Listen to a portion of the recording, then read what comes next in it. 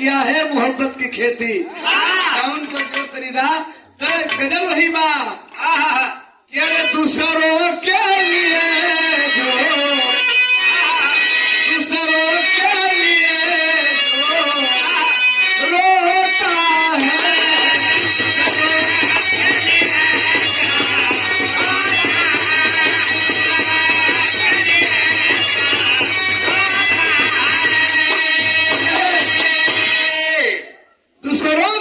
जो रोता है, अपने लिए तो दुनिया रोत बा, लेकिन दूसरों के लिए जो रोता है हजारों नहीं लाखों में एक होता है। मेरे साथ कहे बचवान को कि दूसरों के लिए जो रोता है, दूसरों के लिए जो अरे रोता है, अरे रोता है लाखों में कोई रोता है।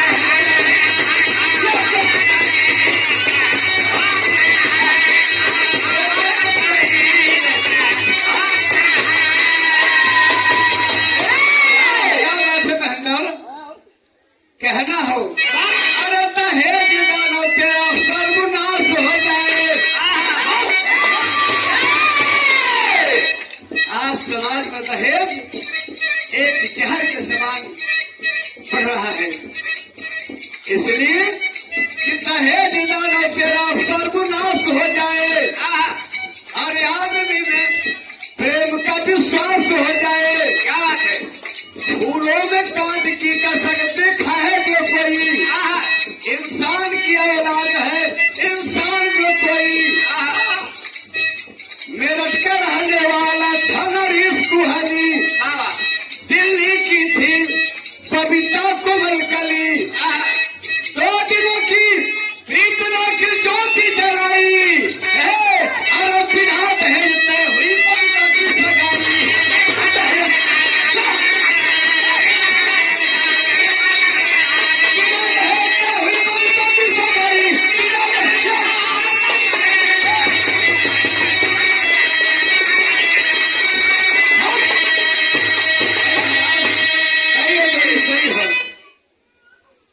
बात समझना, मेरठ का रहने वाला नरेश कोहली और दिल्ली की रहने वाली बबीता यूनिवर्सिटी दिल्ली पढ़ रहे थे, दोनों में प्यार हो गया और जब प्यार हो गया तो दोनों करते हैं, सोचते हैं कि ये प्यार हम लोग शादी में बदल देंगे। लड़का अपने बाप से कहा और लड़की अपने बाप से कहले, बिना दहेज शादी तय हो गई, लेकिन तल में झरलिया गाँव अरे हाथों में मेहंदी मांग में सिंदूर कजुराए नया नवा हो गई है।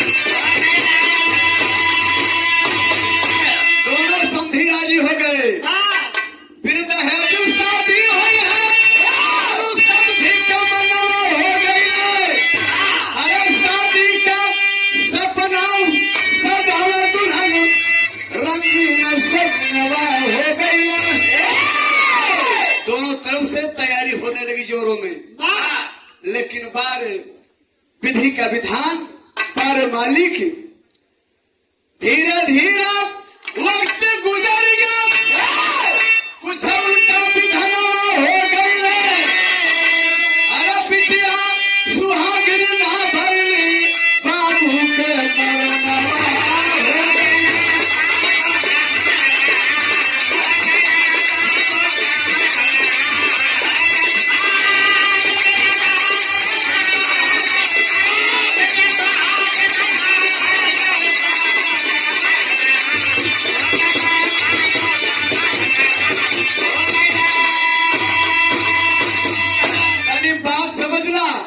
शादी 15 दिन रह गई तो लड़की के पिता का एक्सीडेंट हो गया। जरा अनुभव करिए, जिस बिटिया की शादी 15 दिन 10 दिन बाकी हो, उसके बाप का एक्सीडेंट हो जाए, उस बेटी की क्या हाल होगी। पिता की याद में फूट फूट के बिलख रही है। आज एक खबर दुल्हा के बाप के लगल, तब बुढ़वा मोछ पर ताल देवे लगे, वाह इतना बेटवा के पढ़ौली और बिना दहेज शादी कर रहा था। अच्छा हुआ कि उसका बाप मर गया, शादी नहीं करूंगा और अपने बेटे की शादी में अच्छा खासा दहेज लूंगा, 4 चक्का गाड़ी लूंगा, तब ब्याह करूंगा। मारे खुशी में नरेश के पास पहुंचल और अगर समझावत तरज बा,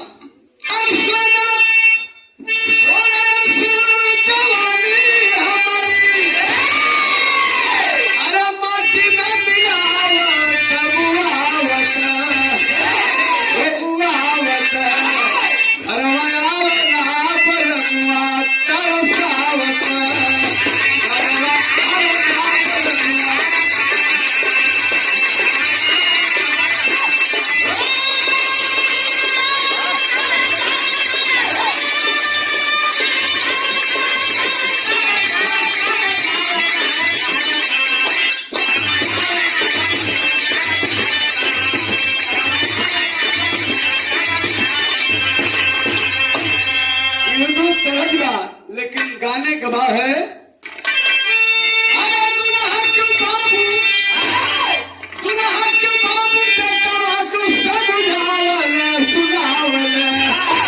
सुनावल आशा गुनही पतोहिया बतावल।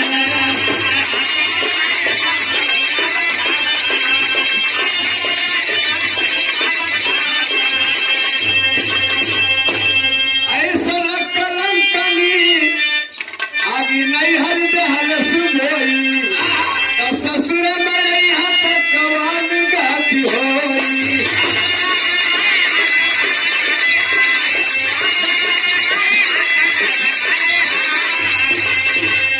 अरे कौन दूसर जहाँ कटवा को सब जाने चेतावल, अरे अशुभ नहीं पतोहिया बतावल। अरे बेटवा वो लड़के सुगु नहीं हो, अब शादी 15 दिन बाकी होकर बाप पर गया और ब्याह जो हुई ससुराल है तो पूरा गांव जर जाई, इसलिए ब्याह न हुई, दूसरा दौर ब्याह करो। कहा कि बाबू क्या कह रहे हैं आप, बोला मेरे सिलसिला ईमान बदल देगा। आप तो गजब की बात कर रहे हैं, बोला मेरे सिलसिला ईमान बदल देगा, हस्ती नहीं जो विधि का विधान बदल देगा, आना और जाना जग का दस्तूर मेरे बाबू, पिता मरा क्या बेटी का कसूर मेरे बाबू। मानवता नहीं त्यागूंगा, मानवता नहीं त्यागूंगा, कहता हूँ खुशी से, अरे दुनिया में अगर शादी होगी तो उसी से, शादी हुई तो बबीता सोई। यही भाव मास्टर,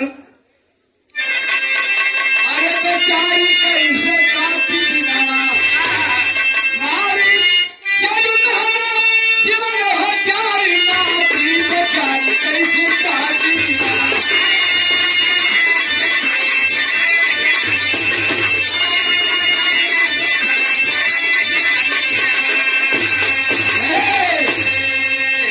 बेचारी कैसे काटी दिनवा, हमारी जग महना जीवन हो जाए माटी, बेचारी कैसे काटी दिनवा। नरेश के मन मंदिर अंदर ऐसा नहीं करूंगा। मानवता की तस्वीर असल, पीर परख बबीता की वह दिया सही तकदीर बदल। 20 मई सन 79 को सुंदर एक से पड़ी लगन, पंडित को बुलवा करके दूसरी लगन रखवाया और अपने साथी को दिया, कहा कि जाके कह दो बारात लेके 20 मई का रहा हूं। साथी पहुंचा बबीता के घर और पिता की याद में बिलख रही थी, रो रही थी। लेकिन कैसे रोत बा?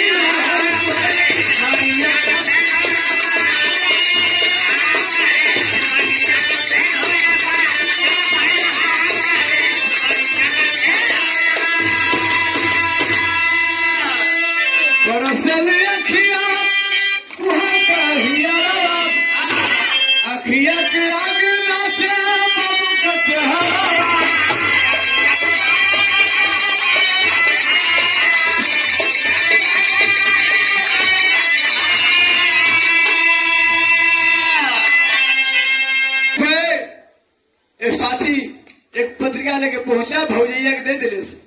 भौजैया पढ़ी लिखी थी, खोल के देख ले 20 मई की दूसरी लगन रखी हुई थी। ले जाके खुशहाली में बबीता से बता रही कि बबीता रो मत, तेरा दूल्हा तुझसे शादी करने के लिए दूसरी लगन निकलवा करके बारात लेके आ रहा है। चिट्ठी जब पौले से तो सी हिम्मत हो गई। भौजैया हंस के कहे लगल मास्टर झरलिया के गावल बा, देखिए खिया में हमको जरा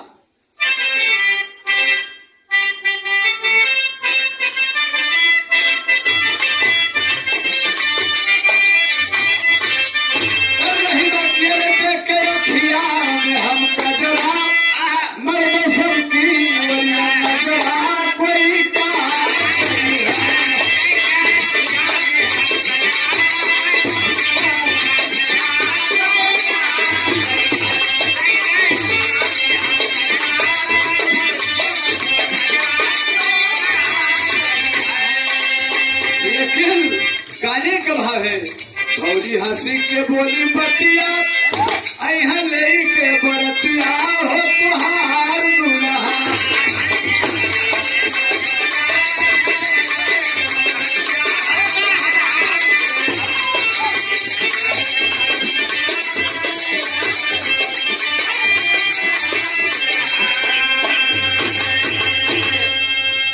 पिता से अपने जबरी कह के तुहके ना ठोकरो हो,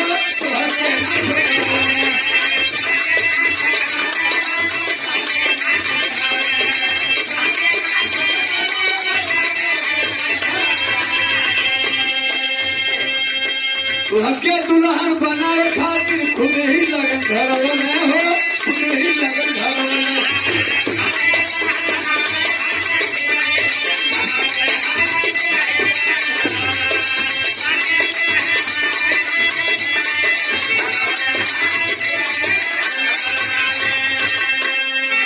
प्रभु सिंदुरिया ससुरा छोड़बू नोखे के नहीं हरवा हो तुहार दुल्हा। घबरो मत, बड़ी हिम्मत हो गई, शादी नजदीक आ गई। आज पहले लोग कहते थे कि भगवान हमारे यहाँ है, आज हल्दी रस्म लोग कह रहे हैं। वही शादी के दिन पहले कोहबर का जो घर बनाया जाता है, उसी घर में बहुजैया पे नंदिया के ले जा करके हल्दी लगा रही थी, मेहंदी लगा रही थी, मालिश कर रही थी पूरे शरीर में। मालिश जब लगा रही थी उसमें उसको नींद आ गई और उसी घर में सो जाती है। सुतलम छोड़ के चले आई भौजैया। हुआ क्या विदेशिया के मास्टर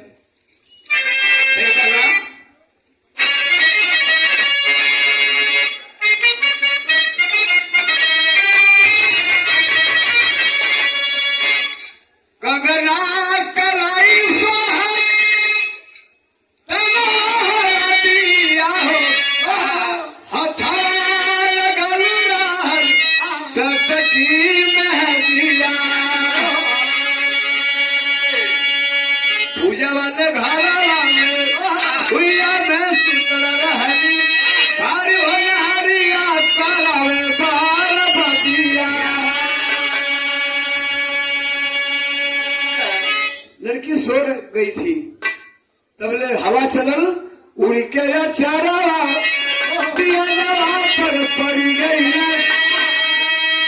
चरल तू ढल जा दिया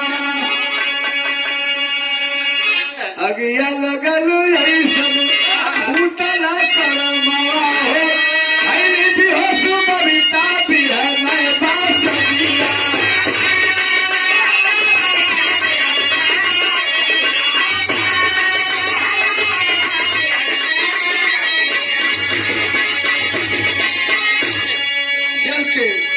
बेहोश हो जाती है, लोग लेकर के अस्पताल भागते हैं।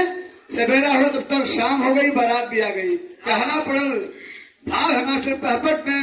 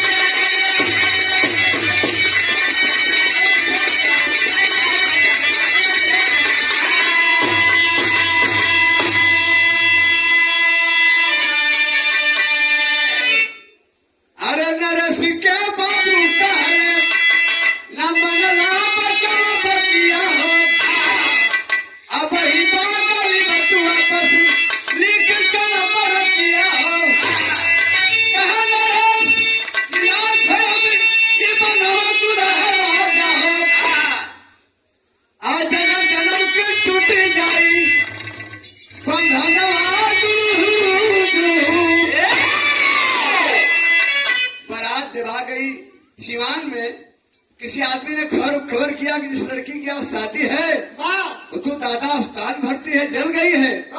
बुढ़ा फिर मुझ पर हाथ लगा बोले सी बचवा अब वही गली में थोबरा लेके वापस चल चला, अब वही गली में थो नरेश जवाब दिया कि बाबूजी। क्या जवाब दिया? अंदर सूरज पूरब ढल जाए चाहे पश्चिम हो बिहार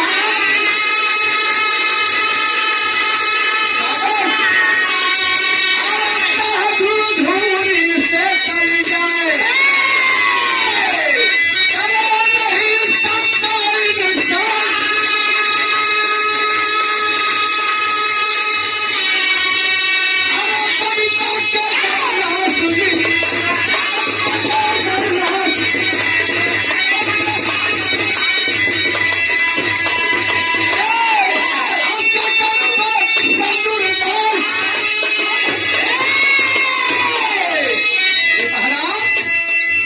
नहीं सकता शादी लड़की जीवित है, उसका इलाज कर रहा है, मर जाएगी उसकी लाश से शादी करूंगा।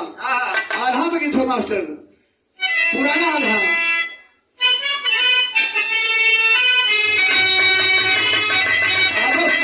मास्टर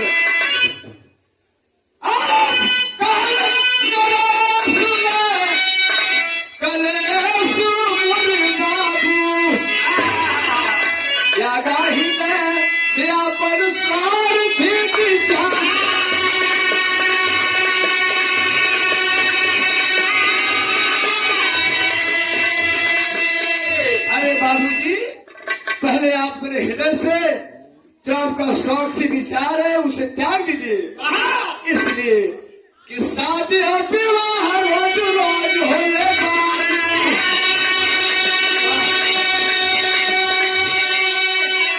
अरे जिंदगी में जीवन साथी मेरा पहली बार,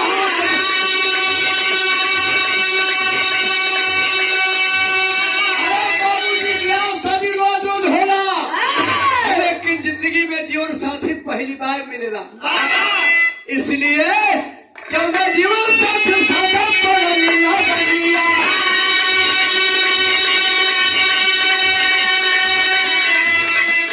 लहूरा पीढ़ी बेटा के वो करिया,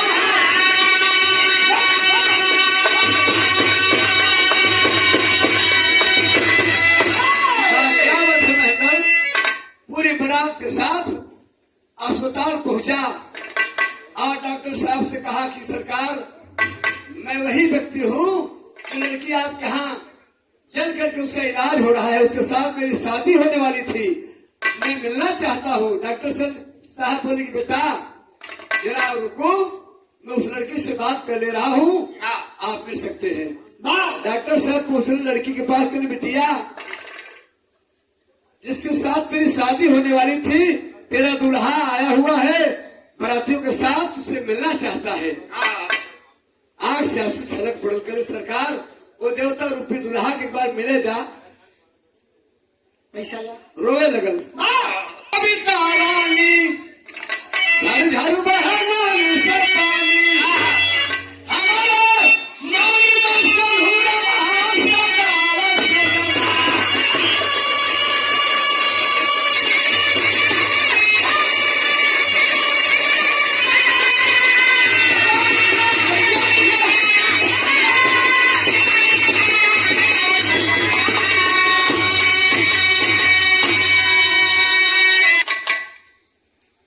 हो गई बबीता रानी नरक चले आई, खुशी खुशी से गाँव लगा हंस के गाँव पिटाई, सिंदूराम सब चल लिया